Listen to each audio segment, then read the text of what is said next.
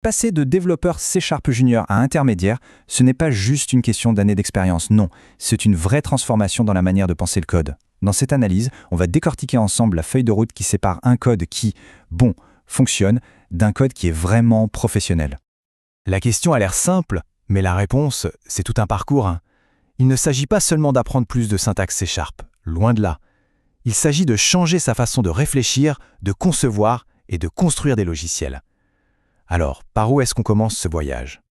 La toute première étape, c'est de passer du statut de simple codeur à celui d'artisan. L'idée, c'est de ne plus se contenter de faire en sorte que ça marche, mais plutôt d'écrire un code qui soit élégant, lisible et surtout super facile à maintenir sur le long terme. C'est vraiment le socle sur lequel toute une carrière solide va se construire. Ok, rentrons dans le vif du sujet. Le point de départ de cet artisanat, ce sont les fameux principes solides. On peut voir ça comme les 10 commandements de l'architecture logicielle. Les connaître, c'est bien. Les maîtriser, c'est ce qui fait vraiment passer un code du niveau amateur au niveau professionnel.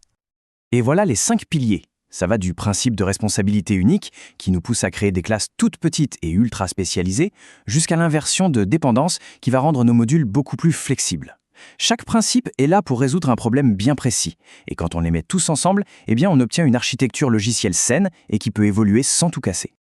Regardez bien la différence. À gauche, on a la classe couteau suisse, le cauchemar de la maintenance. Si on doit changer un truc dans l'envoi de notifs, on risque de casser le système de paiement sans le vouloir. C'est fragile. Et à droite, là c'est autre chose. Chaque classe a sa mission, et le order processor devient un simple chef d'orchestre.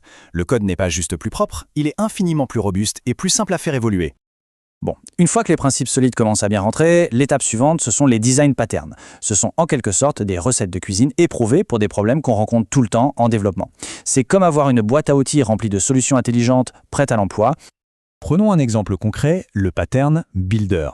Plutôt que de se retrouver avec un constructeur qui a une liste de 10 paramètres à rallonge, le Builder permet de construire un objet complexe étape par étape de manière très claire.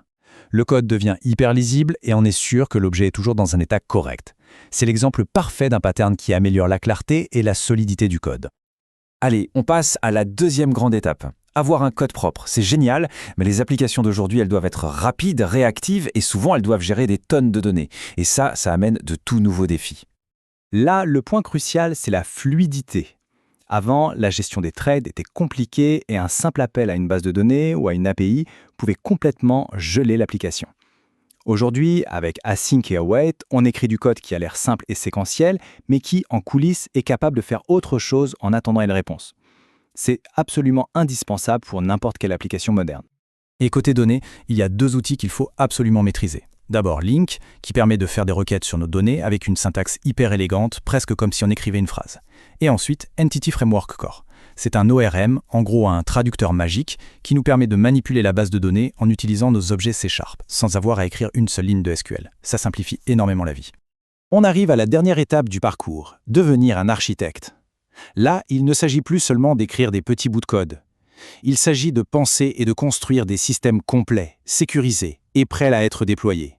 Des systèmes sur lesquels plusieurs développeurs peuvent travailler ensemble sans problème.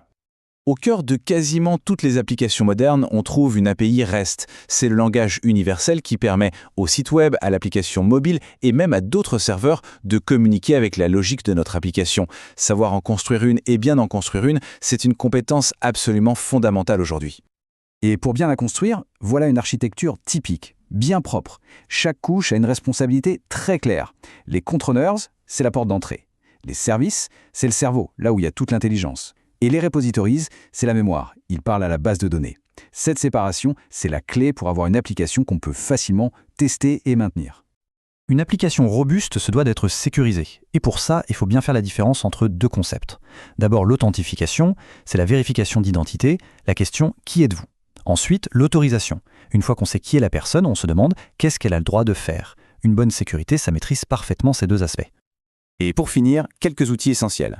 Toujours valider les données qui arrivent, c'est la première ligne de défense. Le hachage des mots de passe, là on ne rigole plus. Ne jamais stocker un mot de passe en clair, c'est une faute professionnelle. On utilise des algorithmes comme Bcrypt pour ça. Et bien sûr, maîtriser Git, l'outil indispensable pour collaborer et travailler à plusieurs sur un même projet. Bon, récapitulons un peu tout ça. Comment toutes ces pièces du puzzle s'assemblent pour former une feuille de route claire et concrète. Voilà la progression en 4 étapes. On commence tous par la base, la syntaxe.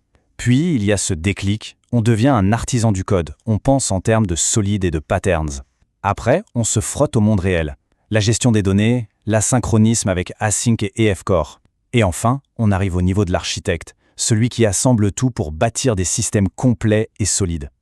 Finalement, tout est là. La vraie transition de junior à intermédiaire, elle se fait quand l'objectif n'est plus juste de résoudre le problème, mais de créer une solution qui soit robuste, élégante et qui tiendra dans le temps. C'est un changement total de perspective. Alors, pour conclure, la vraie question à se poser, c'est, en regardant tout ce parcours, quel est le tout premier principe qui pourrait avoir le plus gros impact sur un projet, là, maintenant? Est-ce que ce serait d'appliquer le principe de responsabilité unique pour enfin nettoyer cette classe énorme, ou peut-être d'introduire Async Await pour rendre une interface plus fluide? Chaque pas sur ce chemin est une victoire.